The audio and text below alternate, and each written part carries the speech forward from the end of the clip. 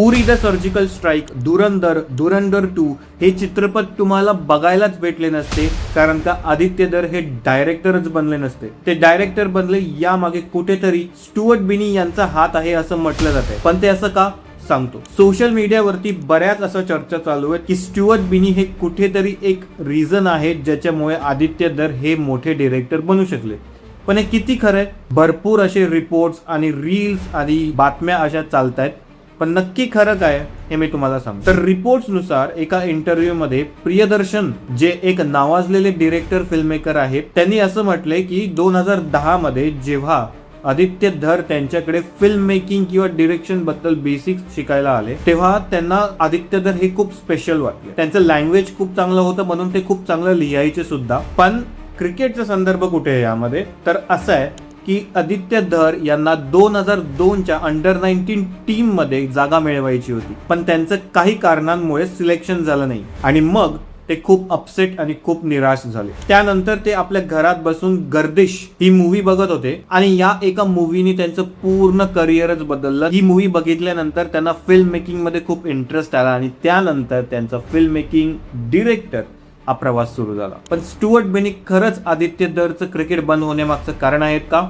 तर यामागे एक ट्विटर किंवा एक्स या माध्यमावरची एक पोस्ट खूप व्हायरल होत आहे, जी रेडिट वरतीही खूप व्हायरल होत चालली आहे. हे जे एक्स युजर आहेत यांनी त्यांच्या या पोस्ट मध्ये असं म्हटलंय, धुरंधर यामागचा खरा माणूस स्टुअर्ट बिनी आहे. आदित्य दर हे क्रिकेट प्लेयर होते, ते सगळ्यांनाच माहिती आहे. ते दिल्ली युनिव्हर्सिटीला रिप्रेझेंट करायचे अंडर-19 मध्ये, खूप चांगले ऑलराऊंडर होते ते. आणि आदित्य दर हे खरंच 2002च्या अंडर-19 टीम मध्ये एक आपण जागा बनवू शकतो का, किंवा आपली खूप इच्छा आहे जागा बनवायची, हे त्यासाठी खूप प्रयत्न सुद्धा करत होते. पण या पोस्ट मध्ये जसं म्हटलंय, स्टुअर्ट बिनी हे जे रॉजर बिनी यांचे पुत्र आहेत, त्यांना त्या अंडर-19 2002च्या अंडर-19 टीम मध्ये सिलेक्ट केलं गेलं. स्टुअर्ट बिनी यांनी 2002च्या अंडर-19 वर्ल्ड कप मध्ये फक्त 34 रन्स बनवले होते आणि 2 विकेट्स घेतले होते. अंडर-19च्या या टीम मध्ये सिलेक्शन न झाल्यामुळे आदित्य धर खूप निराश झाले होते, खूप फ्रस्ट्रेट झाले होते.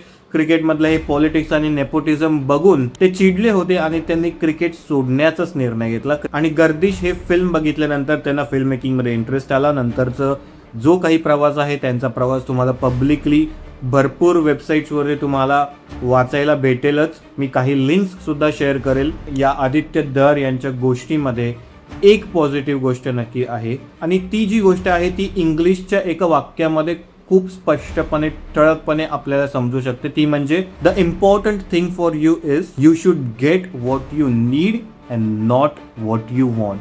म्हणजे तुमच्यासाठी जे गरजेचं आहे हे तुम्हाला मिळालं पाहिजे. तुमच्यासोबत त्या गोष्टी झाल्या पाहिजेत, ना बल्कि त्या गोष्टी ज्या तुम्हाला वाटतात की हे मला पाहिजे म्हणून. आदित्य धर यांच्या स्टोरीमधून हेच समजतं की बाबा ठीक आहे, क्रिकेटर नाही बनलो आपण, पण आपण यश मिळवू शकत नाही का लाईफमध्ये? आपलं जे एक स्वप्न होतं ते धुळीत मिळालं, पण दुसरं स्वप्न आपण बघू नाही शकत का? आपण बघू शकतो, त्यावरती काम करू शकतो, मेहनत करू शकतो, आणि त्याचं फळ आपल्याला नक्कीच मिळतं.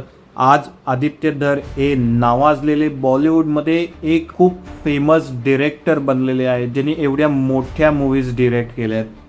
तर तुम्हालाही जर कुठे वाटत असेल की बाबा ही एक गोष्ट मी करू शकत नाही, ही अमुक ती गोष्ट होत नाहीये माझ्यानी, तमुक ती गोष्ट होत नाहीये माझ्यानी, ज्या गोष्टी तुमच्या समोर येतात त्या करत राहा.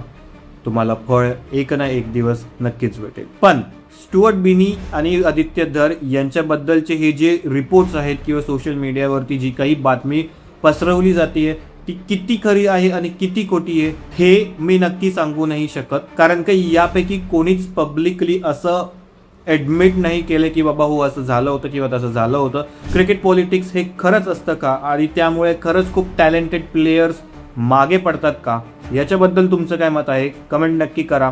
धन्यवाद.